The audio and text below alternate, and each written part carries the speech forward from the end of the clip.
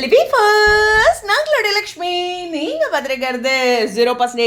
இது எப்படி இருக்குன்னா, இந்த அப்கமிங் ட்ராக் பார்த்தீங்கன்னா சென்னையிலையோ மற்ற இடங்களையோ இந்த 50 சென்டிமீட்டர் மேலே ஒரே அடியாக பெய்யும்ல, அதே மாதிரி ஒரே அடியாக எல்லா ட்ராக்கும் வந்த மாதிரி இருக்குது. ஏன்னா ப்ரௌன் மணி ரீசன்ட் ப்ரொமோவில் என்ன சொல்லிட்டாங்கன்னா, அந்த கறிக்கடையில் வந்து நிற்கிறாங்க, நான் ஏதோ உனக்காக கொஞ்சம் ஹெல்ப் பண்ணணுமா, தொடர்ந்தெல்லாம் நான் மூஞ்சியை மறைச்சிக்கிட்டு இப்படிலாம் வாழ முடியாது, தேவைப்பட்டுச்சுன்னா உண்மையை சொல்லிவிடுவேன் அப்படின்ட்டு ரோகிணி கிட்ட சொல்லிட்டு போகிறாங்க. ஸோ இது ரொம்ப முக்கியமான விஷயம். அடுத்து பார்த்தீங்கன்னா இன்றைக்கி ஜீவாவோட ரீஎன்ட்ரி பற்றி சொல்லியிருக்காங்க. ஸோ 3 நாள் கனடாவிலேருந்து மறுபடியும் வர மாதிரியும் தனக்கு தேவையான அந்த டிரைவிங் அப்படிங்கிற ஒரு விஷயத்துக்காக நம்மளுடைய முத்துவை அணுகியிருக்காங்க. 3 நாள் இப்படி ஹோல்ட் பண்ணுறாங்க. இது மாதிரி டிரைவர்ஸோட லைஃப்பில் இப்படிலாம் இருக்கும்ல, ஸோ அவங்களுக்கு நம்பகமான ஒரு என்ன சொல்கிறது கஸ்டமர் இருக்காங்க அப்படிங்கிற ஒரு விஷயம். ஸோ இது நமக்கு ஒரு சின்ன ஐடியா இப்படிலாம் இருக்குது அப்படிங்கிற பின்னாடி ஆனால் இருக்கும் கரெக்டாக. நமக்கு ஒருத்தர் பிடிச்சிருந்தா அவங்கள தானே அப்ரோச் பண்ணுறோம் நம்ம ஊர்லேயே. அப்படிங்கும்போது வெளிநாட்டிலேருந்து வரவங்க அப்படிங்கும்போது 3 நாள் டிரைவராக நம்மளுடைய என்ன சொல்கிறது முத்துவை அணுகியிருக்காங்க.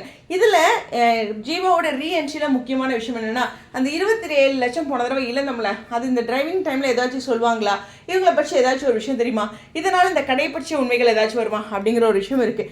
இதுக்கு மேலே இந்த 2 லட்சத்துலேயும் சிக்கியிருக்கிறாங்க. ஏன்னா ஸ்ருதிக்கும் சரி நம்மளுடைய முத்துக்கும் சரி தெளிவாக இவங்க ஏதோ ஒரு பிளானோட தான் பண்ணுறாங்க அப்படிங்கிற ஒரு விஷயம் வந்திருக்கு. ஸோ பேக் டு பேக் அப்படின்ட்டு எல்லா கோணங்களையும் இருக்குது. ஏதோ ஒரு இடத்துல ஒரு 3 கல் போடுறோம், ஏதோ ஒரு கல்லாச்சும் வெடிக்கும் அப்படிங்கிறது தான். உங்களுக்கு தெரிஞ்சு இதில் எந்த ஒரு விஷயத்தில் சிக்குவாங்க. ரீஎன்ட்ரி ஜீவாவது ரொம்ப முக்கியமாக நான் எக்ஸ்பெக்ட் பண்ணுறேன். ஏன்னா சும்மா அவங்கள கொண்டுட்டு வர மாட்டாங்க. ப்ரௌன் மணி கொஞ்சம் சொல்லி வச்சிருக்காரு பின்னாடி தேவைப்படும் போது அப்படிங்கிற ஒரு விஷயம். ஸோ இங்கே பிள்ளையார் சொல்லியா இங்கே எனக்கு தெரிஞ்ச ரீஎன்ட்ரி சீன் இருக்கும். இந்த 2 லட்சமும் கொஞ்சம் டார்கெட் பண்ணிட்டாங்க.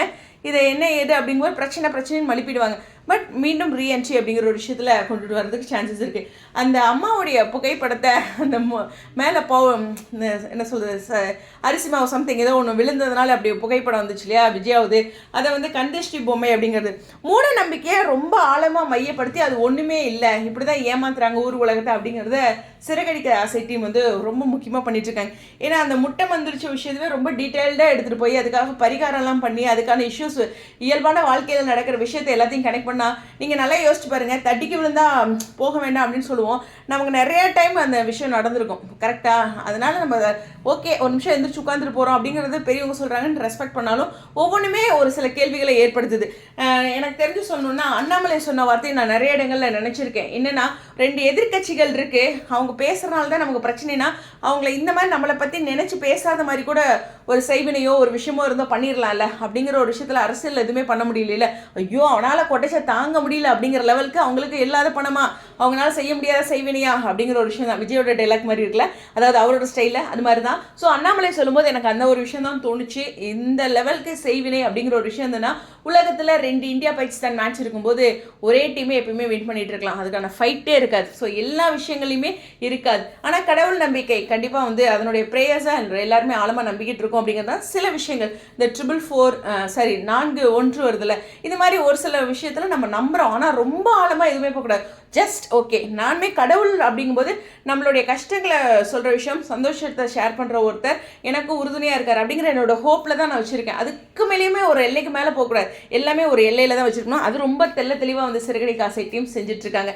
ஸோ ஓவராலாக பார்க்கும்போது பேக் டு பேக் நிறைய முடிச்சுகள் இருக்குது. இதில் ரீஎன்ட்ரி ஜீவாவது ரொம்ப முக்கியமான விஷயம். ரோகிணி பற்றி அப்படிங்கும்போது கொஞ்ச நாளைக்கு அந்த பிஏவை ஆஃப் பண்ணி வச்சுருக்காங்க, அது ரொம்ப முக்கியமான விஷயம். அடுத்து அண்ணாமலை ஒர்க்குக்கு 1 வீக் கழிச்சு போகிறதா சொல்லியிருக்காரு இல்லையா, அதுவும் ரொம்ப முக்கியமான விஷயம். அந்த இடத்துல குட்டி பையன் வேற இருக்கான். ஸோ அதுவும் அவனையும் பார்க்கறதுக்கு சந்திக்கிறதுக்கு சான்சஸ் இருக்குது.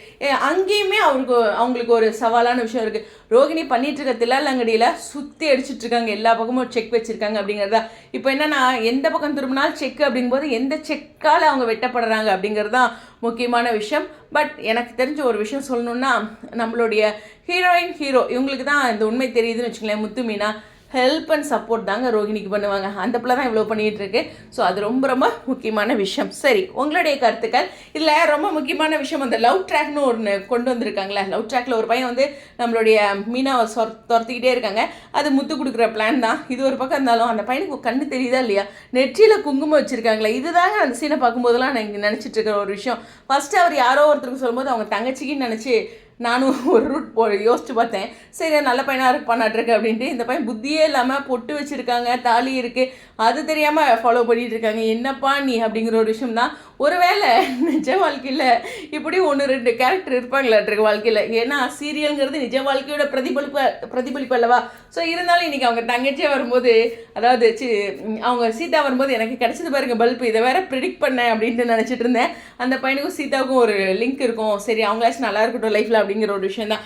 எனிவேஸ், அடுத்தடுத்து முக்கியமான முடிச்சுக்கள் அப்படிங்கிறது இருக்குது. ரவி ஸ்ருதியை பற்றி சொல்லும்போது, ரவிக்கு அவங்களுடைய அந்த ஓனர், அவங்க இந்த லேடினால கொஞ்சம் சிக்கல்கள் வந்துட்டுருக்கு அப்பப்போ.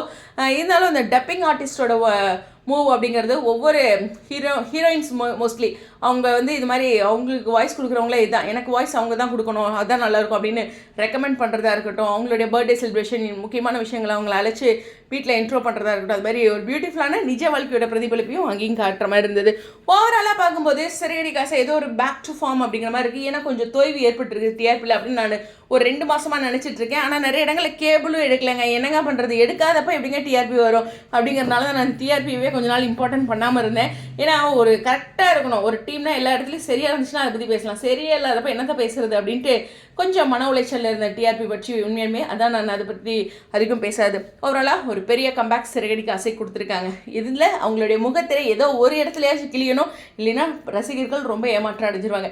இதை டீமுக்கு முன்னிறுத்தி இந்த வீடியோ வந்து விடைபெறேன். ஸ்டேடியம்.